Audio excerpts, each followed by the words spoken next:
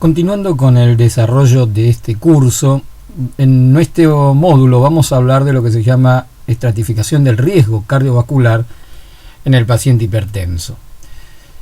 Cuando uno tiene que hablar del diagnóstico del paciente hipertenso, entonces tenemos que considerar que dentro de los objetivos de este diagnóstico hay tres instancias que uno debiese completar. La primera de ellas, que seguramente ha sido motivo de charlas previamente dentro de este curso, tenemos que hablar de lo que se llama detectar o confirmar la presencia de hipertensión arterial. Por ende, no vamos a ahondar en esto dentro de nuestro módulo. El mismo va a hablar fundamentalmente de lo que se llama entonces estratificar el riesgo cardiovascular global, y vamos a ver qué herramientas tenemos para poder establecer este riesgo. Y finalmente, dentro de lo que es el diagnóstico del paciente hipertenso, y en lo que seguramente también será motivo de otra conferencia dentro de este curso, identificar las posibles causas de hipertensión arterial secundaria. Vayamos a el objetivo de nuestro módulo, que es estratificar el riesgo cardiovascular global de un paciente.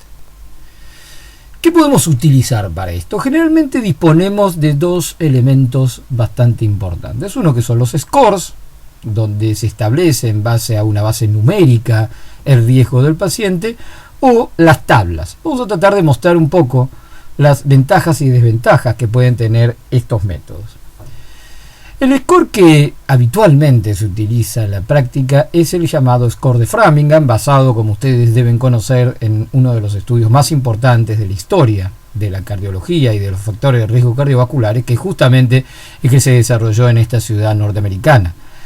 Tomemos en cuenta entonces cómo calcularía el Framingham el score para dos pacientes que son exactamente iguales en todos sus parámetros. Ambos son de 48 años. Los dos son hombres, con un colesterol total de 250, un colesterol HDL de 45, no son fumadores, ambos tienen una presión arterial sistólica de 130 milímetros de mercurio, pero los que se diferencian es que mientras el paciente de la izquierda no recibe tratamiento antihipertensivo, el paciente de la derecha sí lo hace. Por ende, podríamos decir que el paciente de la izquierda no es hipertenso y el paciente de la derecha sí lo es.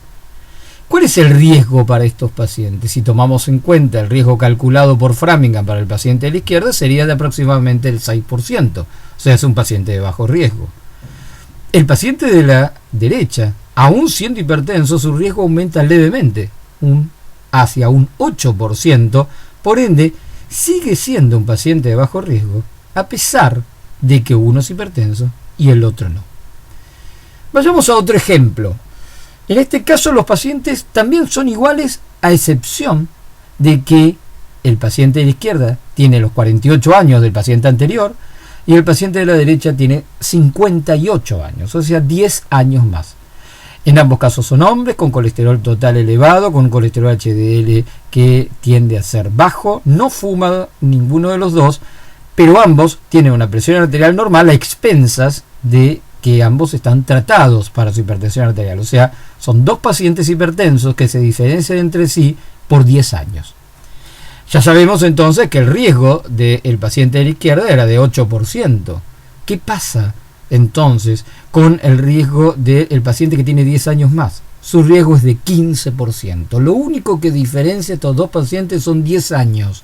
Y el riesgo en este caso aumentó casi 2 veces. Esto un poco avala aquello que decimos en la práctica, que el riesgo cardiovascular evaluado por Framingham penaliza a los pacientes por su edad. Parecería que la edad es el único factor importante que puede cambiar en forma significativa el riesgo cardiovascular de los pacientes si lo consideramos por Framingham.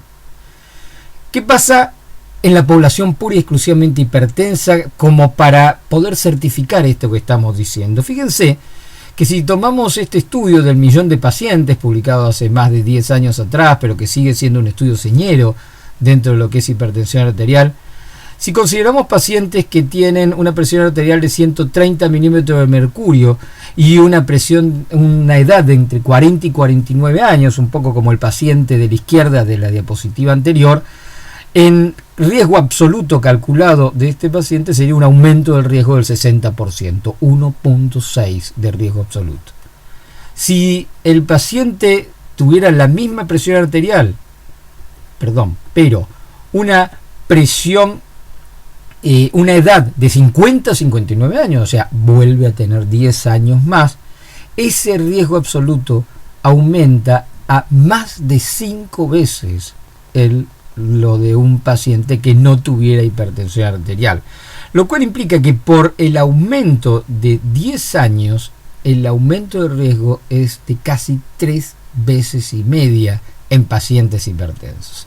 O sea que la hipertensión arterial acá es el marcador principal de riesgo en estos pacientes, porque a la misma diferencia de edad que lo que calculábamos por Framingham, sin embargo, el aumento del riesgo es significativamente mayor. Por eso es que seguimos discutiendo la utilidad de Framingham para calcular el riesgo, por lo menos en nuestras poblaciones. Y en base a esto, hace poco tiempo atrás, la Organización Panamericana de la Salud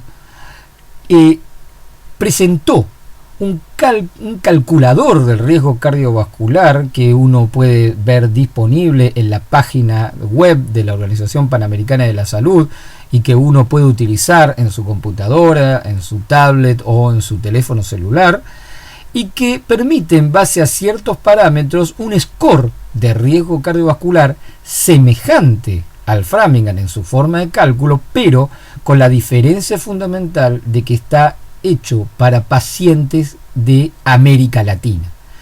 El cálculo de riesgo cardiovascular de la Organización Panamericana de la Salud utiliza el género, el sexo femenino o masculino, la edad, el tabaquismo, la presión arterial sistólica, el colesterol total, y a diferencia del Framingham utiliza la diabetes, la presencia o no de diabetes, en lugar de los valores de colesterol HDL.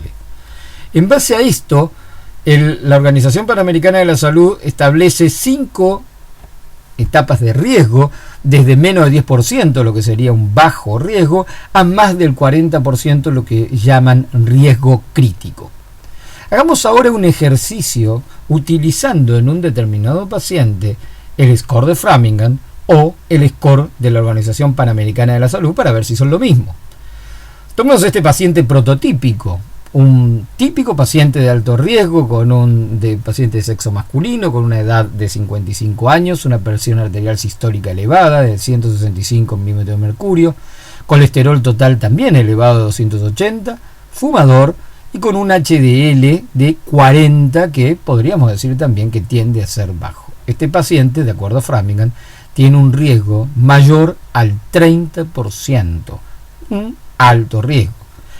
Ese mismo paciente, calculado de acuerdo al score de la Organización Panamericana de la Salud, utilizando diabetes en lugar de colesterol HDL, diríamos que ese paciente tiene un score de riesgo de más del 40%, lo cual probablemente nos esté diciendo en que población de América Latina, el score de Framingham también subestima el riesgo de la misma forma que hemos planteado para pacientes hipertensos.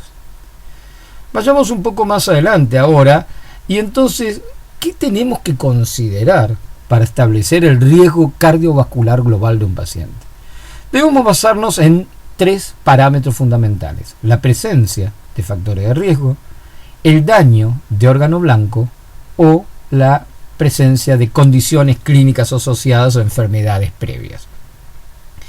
¿A qué consideramos factores de riesgo? Por supuesto que a los niveles de presión arterial sistólica y diastólica, a la edad mayor a 55 años en hombres o 65 años en mujeres, tabaquismo, dislipidemia con estos valores de colesterol y sus subfracciones que estamos viendo tanto para hombres como para mujeres, o para la hipertrigliceridemia como marcador de dislipidemia también. Los marcadores relacionados al metabolismo de los hidratos de carbono, como hiperglucemia en ayunas o la presencia de diabetes directamente, la obesidad abdominal, los antecedentes familiares de enfermedad cardiovascular prematura, considerando entonces como enfermedad cardiovascular prematura aquella que se da en hombres menores de 55 años o mujeres menores de 65 años, la menopausia y dos factores que en nuestra América Latina debemos considerar muy en cuenta, como la mala situación socioeconómica o el bajo nivel educativo que se puede dar en algunas poblaciones en particular. ¿A qué consideramos daño de órgano blanco? A la presencia de hipertrofia ventricular izquierda, diagnosticada ya sea por los índices electrocardiográficos como el Sokolov-Lyon o el índice de Cornell, o la presencia de un índice de masa ventricular izquierda aumentado calculado por ecocardiografía bidimensional. Un espesor íntima media aumentado, calculado en el Doppler carotidio, o la presencia de placas carotidias es otro signo de daño de órgano blanco. Una velocidad de onda del pulso carótida femoral aumentada, un índice tobillo-brazo disminuido como índice de arteriopatía periférica, una creatinina entre 1.3 y 1.5 en hombres o 1.2 a 1.4 en mujeres, o la presencia de microalbuminuria positiva, que son índices de daño renal en los pacientes con hipertensión arterial. Finalmente, ¿a qué vamos a considerar condiciones clínicas asociadas a pacientes que ya presentan enfermedad coronaria, insuficiencia cardíaca, un accidente cerebrovascular previo, enfermedad arterial periférica obstructiva, insuficiencia renal crónica por estos índices de creatinina mayor a 1.5 en hombres o mayor a 1.4 en mujeres, la presencia de proteinuria o retinopatía avanzada? Son todos condiciones clínicas asociadas o signos de enfermedad cardiovascular relacionada a la hipertensión arterial. De acuerdo a eso, se propone una estratificación del riesgo cardiovascular global que considera entonces esos factores de riesgo de acuerdo al número 1, 2, 3 o más, la presencia de daño de órgano blanco o síndrome metabólico o diabetes y las condiciones clínicas asociadas. Eso vemos aquí en esta tabla en el panel de la izquierda, y en el panel superior los distintos niveles de presión arterial que van desde la presión arterial normal a la presión arterial nivel 3 o lo que llamábamos antes hipertensión arterial severa. Como podemos ver, son muy pocos los pacientes que tienen riesgo promedio, solamente aquellos sin factores de riesgo y que tienen presión arterial normal o dentro del rango limítrofe, podríamos decir que no se diferencian de la población general. A partir de allí, la presencia de presión arterial elevada o factores de riesgo adicionales empieza a aumentar el riesgo, de modo que uno podría decir a simple vista que esta tabla, aunque no la tuviéramos presente, rápidamente nos permitiría identificar aquellos pacientes en los que nosotros tenemos que actuar en forma veloz con la terapéutica para disminuir su riesgo. ¿Cuáles son esos pacientes? Aquellos que tienen alto o muy alto riesgo. ¿Por qué decimos que ni siquiera haría necesaria la presencia de la tabla frente a nosotros para poder establecerlo? Porque fíjense que todo paciente que tiene una presión arterial nivel 3, o sea, lo que antes llamábamos, como decíamos, hipertensión arterial severa, en todos los casos, independientemente de la presencia de factores de riesgo, daño de órgano, condiciones clínicas o no, tienen alto o muy alto riesgo. Lo mismo ocurre para aquellos pacientes que independientemente de su nivel arterial, de presión arterial, tienen condiciones clínicas asociadas, porque en todos esos casos también son pacientes de alto o muy alto riesgo. Y fíjense que aparte, también son de alto riesgo aquellos pacientes que tienen presión arterial desde limítrofe a nivel 2, o lo que se llamaba antes presión arterial o hipertensión arterial moderada, que tengan 3 factores de riesgo. Y fíjense que, por ejemplo, si yo tengo un hombre de 60 años que es fumador, ya tendría esos 3 factores de riesgo asociados, e independientemente prácticamente de sus niveles de presión arterial, su riesgo cardiovascular sería de alto a muy alto riesgo. O sea, esta tabla fundamentalmente nos permite identificar rápidamente a aquellos pacientes que tienen alto o muy alto riesgo y donde debemos intervenir precozmente, y quizás donde nos va a dar algún grado de dificultad mayor es en la identificación de los pacientes de moderado riesgo, y vamos a tratar en el transcurso de las diapositivas que vienen de poder hablar un poco más de esta población en particular. ¿Qué estudios recomendamos para los pacientes hipertensos? Hay estudios que consideramos de rutina, que no debiesen faltar en ningún paciente hipertenso, que son fundamentalmente un laboratorio, un examen de bioquímico y un electrocardiograma. Dentro del laboratorio debemos considerar una glucemia en ayunas, un perfil lipídico, la determinación del ácido úrico plasmático, la creatinina plasmática, el cálculo de acuerdo a esta creatinina del índice de filtrado glomerular por la fórmula MDRD que uno tiene disponible en varias páginas web de vinculación nefrológica, un hemograma, un ionograma plasmático y un sedimento urinario son básicos para poder evaluar la presencia de factores de riesgo asociado o en algunos casos la presencia de daño a órgano blanco. Y fundamentalmente entonces nos faltaría hacer un electrocardiograma que nos va a permitir determinar la presencia de enfermedad coronaria o de hipertrofia ventricular izquierda por los índices que señalábamos antes como Sokolov y Korner. ¿Qué estudios se recomiendan por otra parte en pacientes hipertensos? Hay estudios que tienen una recomendación mayor y estudios que tienen una recomendación menor. Uno de los estudios más importantes, siempre que estén disponibles, a esto vamos a volver un poco más adelante, es el ecocardiograma bidimensional, porque nos permite calcular el índice en masa ventricular izquierda. Hay alguna discrepancia en cuanto a qué valores se deben considerar como anormales. La Asociación Americana de Ecocardiografía considera un valor de mayor a 115 gramos por metro cuadrado en hombres y mayor a 95 en mujeres. Algunas otras estamentos hablan de algunos valores levemente mayores. Últimamente los valores de la Asociación Americana de Ecocardiografía son los que son más utilizados. Por otra parte, podemos realizar un ecodoppler de vaso de cuello, sobre todo en aquellos pacientes de riesgo cardiovascular intermedio, porque nos va a permitir recategorizar el riesgo. Y acá tenemos que calcular el espesor íntima media, si está por encima del percentilo 75, o la presencia de placas ateroscleróticas como el valor más duro y más importante en estos pacientes. El ecocardiograma Doppler, siempre y cuando esté disponible, nos permitirá evaluar la función diastólica del ventrículo izquierdo como un valor agregado a la determinación, y siempre y cuando esté disponible la medición de la velocidad de pulso carótida femoral, sobre todo en pacientes de riesgo intermedio, nos puede dar un marcador muy importante de la rigidez arterial en los pacientes. En poblaciones especiales no deben faltar ciertos estudios. Por ejemplo, en pacientes con diabetes o emergencias hipertensivas o hipertensión arterial severa se recomienda la realización de un fondo de ojo para evaluar retinopatía diabética o condiciones clínicas asociadas. Recuerden que la retinopatía de grado 3 o 4, cuando hay hemorragias o exudados o papiledema, se considera como una condición clínica asociada a la hipertensión. En pacientes con hipertensión arterial nivel 1 o 2 está muy discutido la utilidad del fondo de ojo y solamente serviría como una evaluación de daño a órgano blanco, pero vuelvo a decirles que hoy por hoy esa es una pauta que todavía no hay consenso absoluto de su necesidad. En pacientes con diabetes hay que hacer necesariamente una excreción urinaria de albúmina para evaluar la presencia de nefropatía diabética. Esto mismo puede utilizarse en pacientes no diabéticos, pero solamente como evaluación de daño a órgano blanco.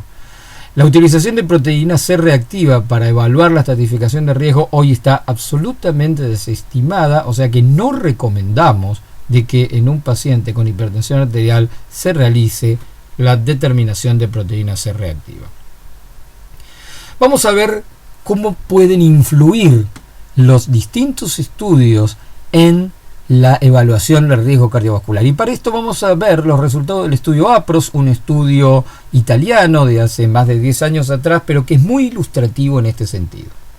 Utilizando estudios de rutina, vamos a ver de que en una población de pacientes hipertensos, la gran mayoría, más del 80% de los pacientes hubiese sido considerado de riesgo moderado y poco menos del 20% como de riesgo bajo. O sea que con estudios de rutina, la mayoría de los pacientes hubiésemos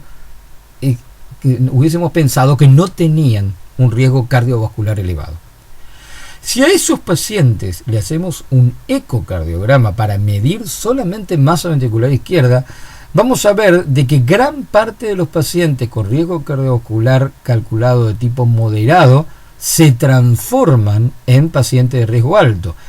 Casi el 37% de los pacientes, luego de realizarse un ecocardiograma, pasan a ser pacientes de alto riesgo. ¿Qué pasa si a esos pacientes le hacemos un Doppler carotidio y evaluamos la presencia de placas ateroscleróticas? Bueno, alrededor del 27% de los pacientes que inicialmente habían sido considerados como de riesgo moderado o bajo, se transforman en pacientes de riesgo elevado. Y si consideramos ambos estudios a la vez, debemos ver de que más del 50% de los pacientes, luego de la realización de un ecocardiograma y un Doppler carotidio, pasan de tener un riesgo cardiovascular moderado a bajo a un riesgo cardiovascular elevado, quedando solamente alrededor de 1 de cada 3 pacientes con un riesgo cardiovascular moderado y un 11%, poco más del 10%, de riesgo cardiovascular bajo. O sea que en pacientes de riesgo cardiovascular bajo o moderado, y fundamentalmente en aquellos de riesgo intermedio, entonces riesgo moderado, la utilización de estudios complementarios es fundamental porque nos va a permitir recategorizar el riesgo. Vamos entonces a tratar de unir todo esto que hemos dicho en un algoritmo de tipo diagnóstico. Tenemos que tomar en cuenta entonces que lo primero que debemos hacer en cualquier paciente hipertenso es una correcta anamnesis, un correcto examen físico y realizar una rutina de laboratorio y electrocardiograma. De acuerdo a esto, ya tendremos una evaluación bastante fiel de lo que es la presencia de factores de riesgo en ese paciente y de varios de los signos de daño de órgano blanco. En todos los hipertensos recomendamos de que siempre que esté disponible realizar un ecocardiograma bidimensional y calcular el índice de masa ventricular izquierda para determinar la presencia de hipertrofia ventricular izquierda, y en hipertensos diabéticos la realización de un fondo de ojo y la determinación de la relación albúmina-creatinina para ver la microalbuminuria. Entonces, de acuerdo a esto, vamos a tener pacientes que tienen bajo riesgo, pacientes con riesgo moderado o intermedio y pacientes de alto o muy alto riesgo. En los pacientes de riesgo bajo, a la vez que en los pacientes de alto o muy alto riesgo, aquí debiese terminar la evaluación del punto de vista diagnóstico, porque en los pacientes de riesgo bajo no es necesario la evaluación con estudios más sofisticados, y en esos pacientes se deberán tomar medidas fundamentalmente de tipo no farmacológico, eso que vamos a ver en clases posteriores. Y en los pacientes de alto o muy alto riesgo, como dijimos previamente, debemos iniciar rápidamente medidas terapéuticas para bajar el riesgo de los pacientes. En aquellos pacientes de riesgo moderado, de acuerdo a la disponibilidad, se recomienda el cálculo del espesor íntima media carotidio o lo que es la determinación de placas carotidias por un Doppler de los vasos de cuello, la determinación de excreción urinaria de albúmina aún en los pacientes no diabéticos, y siempre que haya disponibilidad la velocidad de onda de pulso para poder estratificar mejor en los pacientes y ver si siguen siendo de riesgo moderado o pasan a ser pacientes de alto o muy alto riesgo. ¿Qué pasa en la población general? Este estudio justamente está realizado en España en pacientes de atención primaria y fíjense que incluyó más de 22.000 pacientes. Como podemos ver, la mayor parte de los pacientes, alrededor del 17%, son pacientes con hipertensión arterial que llamaríamos leve o grado 1, que tienen 3 o más factores de riesgo, síndrome metabólico o daño a órgano blanco, o son diabéticos. Pero lo más importante a considerar en esto, que si nosotros vemos todos aquellos cuadros que están pintados de rojo o en la gama del rojo y sumamos su prevalencia, vamos a ver que más del 70% de los pacientes que son atendidos en la atención primaria terminan siendo de alto o muy alto riesgo y por ende van a requerir una evaluación terapéutica precoz. En conclusión, y para terminar, podemos decir que el uso del score de Framingham y otros similares subestima el riesgo cardiovascular en pacientes hipertensos, que si se prefiere el uso de scores en lugar de tablas, los mismos deben estar adaptados a la región correspondiente, como ocurre con el score de la Organización Panamericana de la Salud, que tiene mucha utilidad a este fin, que al estratificar el riesgo debemos considerar los niveles de presión arterial y la presencia de otros factores de riesgo, de daño de órganos blancos o condiciones clínicas asociadas, que la utilización de diferentes herramientas diagnósticas puede mejorar la estratificación de riesgo de los pacientes y que la mayor parte de los hipertensos que consultan en servicios de atención primaria de la salud son de alto o muy alto riesgo. Muchas gracias.